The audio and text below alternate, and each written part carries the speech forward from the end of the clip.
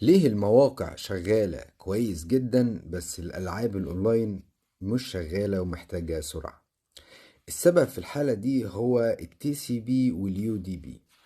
الاتنين دول بروتوكولات في اللاير رقم 4 في النتورك لاير اللي هي ترانسبورت، ودول باختصار مسؤولين عن نقل البيانات بين الأجهزة.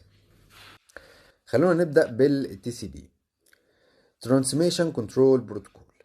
وده بروتوكول بيعمل مرحلة مهمة جدا قبل إرسال واستقبال البيانات، وهي التري واي هاندشيك.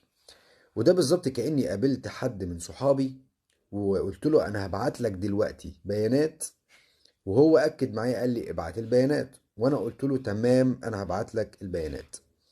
ودي بالظبط المرحلة اللي بتتم ما بين الكلاينت وما بين السيرفر.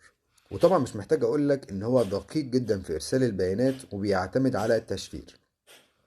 وطبعا هو اي باكت بيتم فقدها بيعيد ارسالها تاني، واي غلط بيتم في البيانات بيصححه.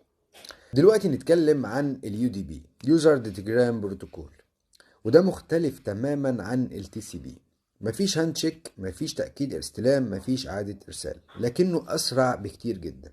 وده بيستخدموه دايما في الألعاب الأونلاين وفي الفويب اللي هي المكالمات الصوت وفي الفيديو اللايف. باختصار ومن الاخر ان التي سي بي بيعتمد على الدقة، واليو دي بي بيعتمد على السرعة. سؤالي ليك يا نجم، لو بتلعب جيم اونلاين تفضل التي سي بي ولا اليو دي بي؟ جاوبني في الكومنت.